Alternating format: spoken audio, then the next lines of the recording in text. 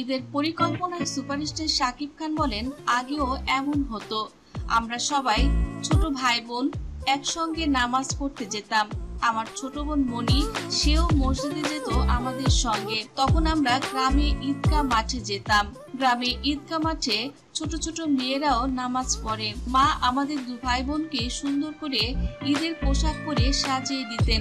সকালবেলা গোসল করে ঈদের নতুন পাজামা পাঞ্জাবি পরে আতর সুরমা লাগিয়ে আমরা মসজিদে যেতাম। সেই দিনগুলো এখন খুব মিস করি। এখন যে যার সংসার নিয়ে ব্যস্ত রয়েছে। আমার ছোট বোন অনেক সময় ঈদ এখানে করতে পারে না, শ্বশুর বাড়িতে থাকে। খুব মিস করি আমার ছোট বোনটাকে।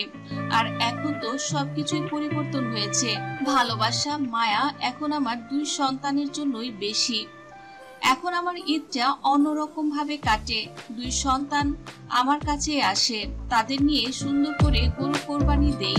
বাবার স্মৃতিগুলো মনে পড়ে। আমার বাবা যখন কোরবানি দিতেন আমরাও এমন খুশি হতাম, দৌড়ে দৌড়ে চলে যেতাম গরু দেখতে। গতকাল একটি গরু কিনেছি। সুপারস্টার শাকিব খান বলেন, গতকাল একটি গরু কিনেছি। আলহামদুলিল্লাহ, খুব সুন্দর গরু হয়েছে। হাটের বড় গরুটি আমি আর আব্রাম যে কিনেছি। খুব ভালো লেগেছে গরুটি দেখে। যখন আব্রাম খুশিতে নাচানাচি করছিল, আব্রাম আমাকে এসে বলল, শেজাদ কখন আসবে? শেজাদ ছোট ভাইয়াকে গরু দেখাবো। দাদির কাছে যেয়ে বায়না ধরলো, শেজাদকে ফোন দিয়ে আসতে বলো।